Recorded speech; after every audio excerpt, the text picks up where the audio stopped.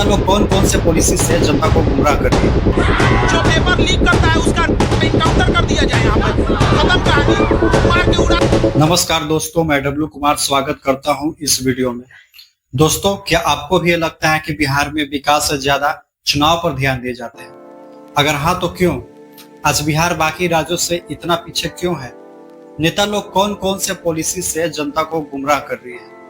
आखिर जनता को कौन कौन से फालतू के कामों में उलझाकर देश में हो रहे भ्रष्टाचार से भटकाया जा रहा है? तो चलिए जानते हैं इस वीडियो में।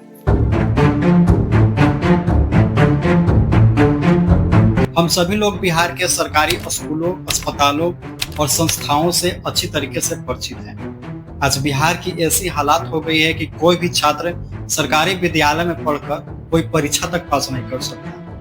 सरकारी अस्पतालों की ऐसी हालात हो गई है जहां रोगियों को एक जानवर की तरह रखा जाता है। सरकारी दफ्तरों की बात करें तो जहां घूस के बिना बात तक नहीं बनती, यानी कि हर कदम पर लूट, फर्जी, घूस और घोटाला ही दिखता है।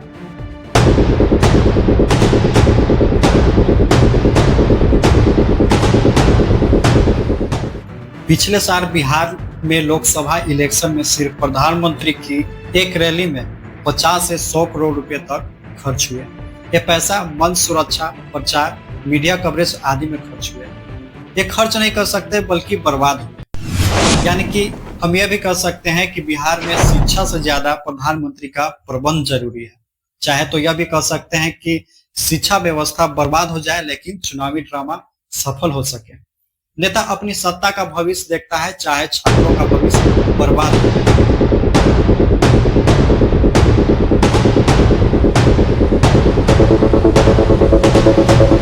पिछले कई सालों से छात्र के भविष्य के साथ खिलवाड़ हो रहा है।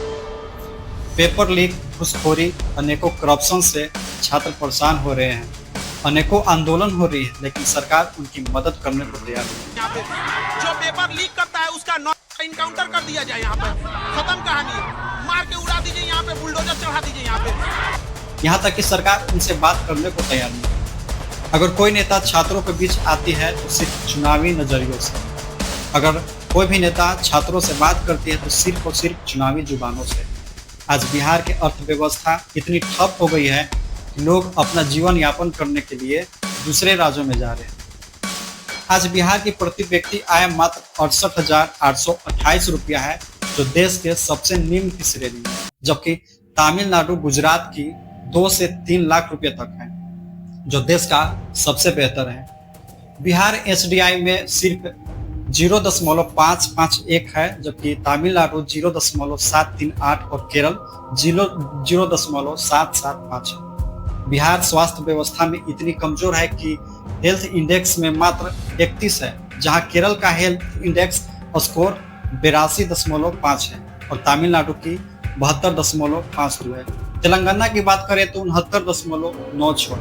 हालांकि बिहार सरकार जनता के लिए कई कार्यक्रम और कई स्वास्थ्य संस्थाएं भी बना रखी है और कई लाभ भी दे रही है, लेकिन उन सभी में फर्जीवाड़ा, घूसखोरी और अनेकों करप्शन हो रहे हैं जो सरकार नहीं रोक पाई, और यही बिहार का डेवलपमेंट का सबसे बड़ा बाधा है।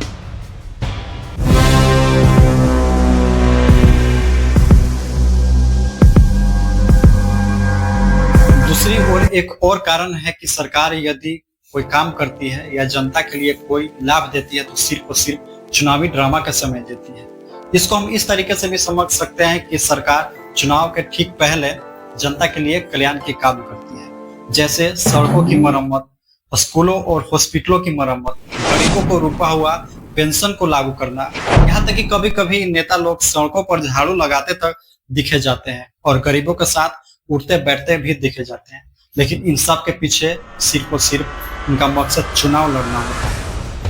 सरकार जितना इलेक्शन के समय एक्टिव रहती है, सशक्त रहती है और जागरूक रहती है, उतना यदि 5 सालों में 4 साल भी रहे तो बिहार का अर्थव्यवस्था, स्वास्थ्य व्यवस्था और शिक्षा व्यवस्था सुधरने में देर नहीं लगेगी। इलेक्शन के समय जितना सिक्योरिटी और सरकार एक्टिव दिखती है, उतना यदि एग्जाम के प्रति हो तो पेपर लीक, घूसखोरी और भ्रष्टाचार जैसे मुसीबत छात्रों के सामने नहीं आता।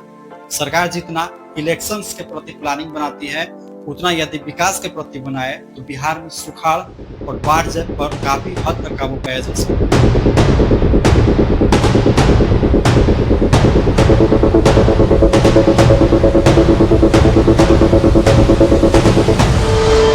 लेकिन सरकार ऐसा नहीं कर रही है। सरकार जनता को और छात्रों को फालतू के कामों में उलझाकर और फालतू के नियमों में उलझाकर भ्रमित और भटका रही है।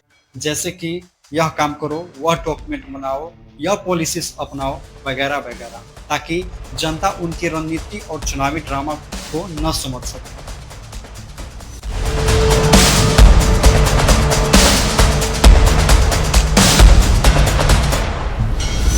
सरकार यह भी चाहती है कि गरीब नौजवान कहीं शिक्षित न बन जाए, नहीं तो वो संविधान को समझ जाएंगे और उनकी चुनावी ड्रामा को भी समझ जाएंगे। लेकिन आज हम नए बिहार के नए नौजवान हैं, जहां एक गरीब पिता भी एक शिक्षित बेटा का भविष्य देखता है। हम उस बिहार के नौजवान हैं जो एक समय में पूरा एशिया का विश्व गुरु था। हालांकि ऑलरेडी मैंने एक वीडियो बना रखी है जिसमें मैंने यह कहा है कि बिहार भारत में नहीं बल्कि पूरा भारत बिहार में है। मैंने उस वीडियो में वो सारी बातें बताई है जो बिहार को सच में एक विश्व गुरु साबित करता है। चाहे तो आप जाकर देख सकते हैं, मैंने उसका लिंक डिस्क्रिप्शन में दे रखा है। अगर वीडियो पसंद आया तो लाइक शेयर करें और इस वीडियो को उस अंधे सरकार तक पहुंचा दे ताकि उसका दिमाग और आंख खुल सके, और हो सके तो सब्सक्राइब भी कर दे, ये आपकी मर्जी। तो चलिए मिलते हैं नए वीडियो में नए जानकारी के साथ। तब तक के लिए खुश रहिए, मस्त रहिए, स्वस्थ रहिए। जय हिंद, जय भारत।